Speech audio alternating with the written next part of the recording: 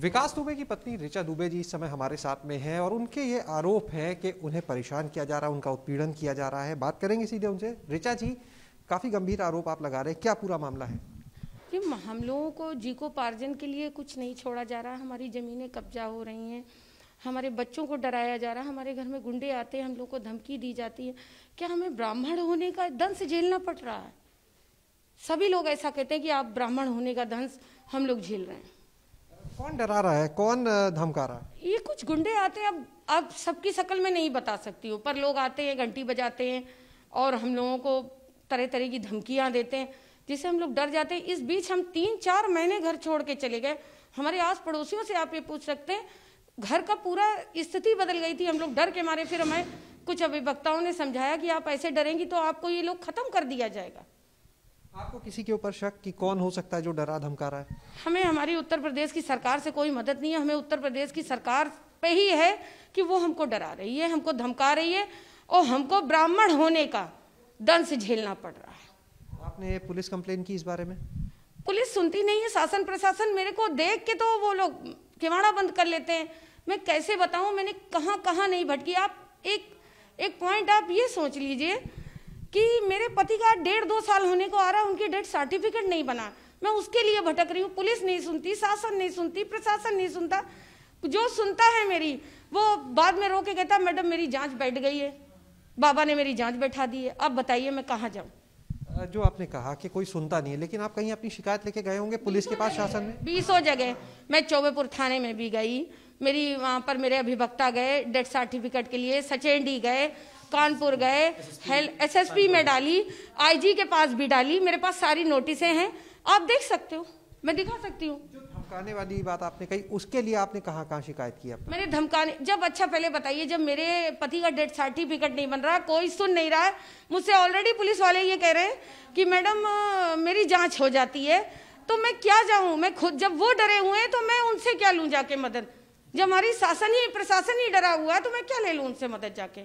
वो मुझे क्या मदद दे पाएंगे? फिर आपने बोला आपकी जो फसल है, जो राशन है, वो नहीं बिक पाता है, जमीनों पर कब्जा हो रहा है। कौन कर रहा है कब्जा? ये वहीं के पास के लोग हैं, जबकि जमीन विकास के नाम है और लोग झूठा, जबकि उसका मेरे पास बैनामा खारिज रखा हुआ है माती कोर्ट का, फिर भी वो कह रहे हैं कि वो उनकी जमीन है क्योंकि लोकल थाना उनसे मिला हुआ है, वो पैसे दे के जो भी हो, कुछ कुल मिला के मेरी जमीन नहीं मिल रही है मुझको। करने वाले लोग कौन है?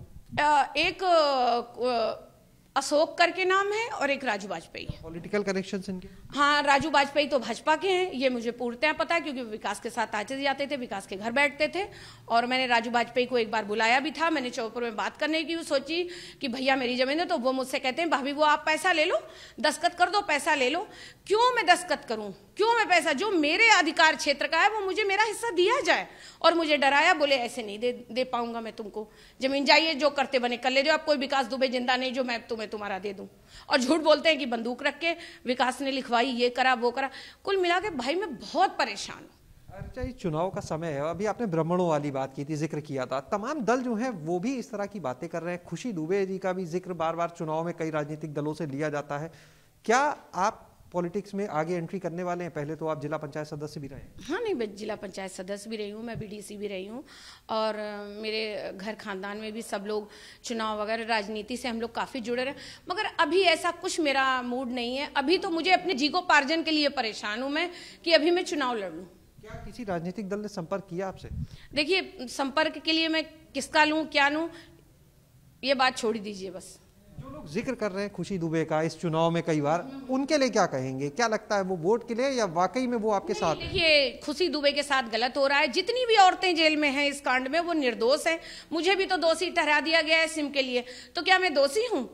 क्या दुनिया में ऐसा कोई नहीं कि एक दूसरे का सिम यूज करता होगा? मैंने यूज कर लिया क्योंकि मैं ब्राह्मण हूँ, मुझे ब्राह्मण के नाते मुझको खत्म किया जा रहा है।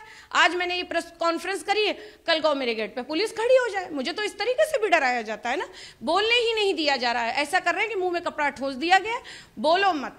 हिटलर शाही हो चुकी है उत्तर प्रदेश में, पूरी तरह हिटलर शाही हो चुकी है। जो हिटलर कहेंगे वही होगा, हिटलर के मन का होगा।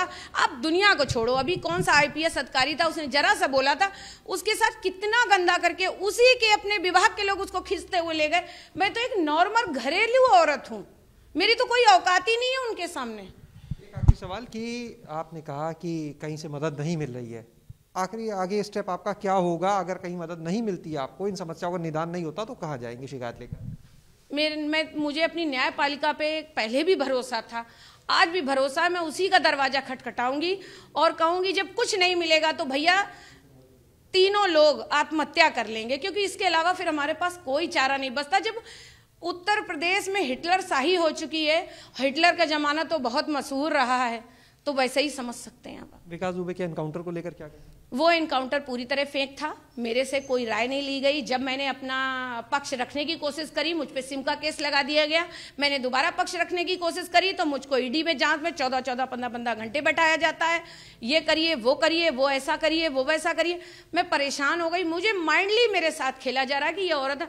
और किसी ने कह दिया कि ऋचा दुबे ने तो कह दिया एनकाउंटर सही हुआ। नहीं, कोई भी पत्नी, हिंदुस्तान की पत्नी अपने पति की मौत, और वो भी तो गलत तरीके से उनकी हत्या करी गई थी। उनको न्याय प्रतिक्रिया में क्यों नहीं?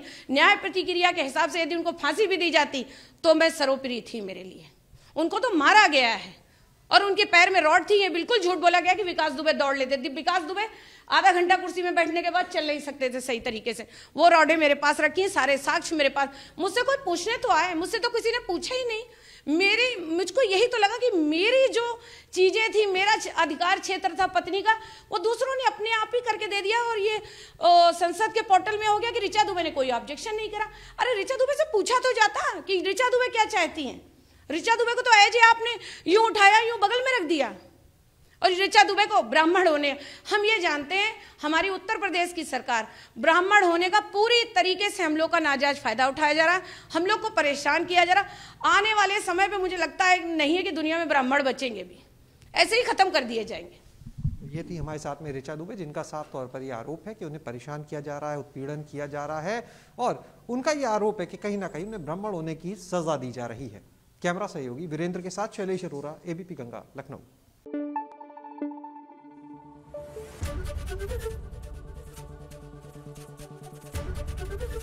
एबीपी गंगा, खबर आपकी, जुबान आपकी।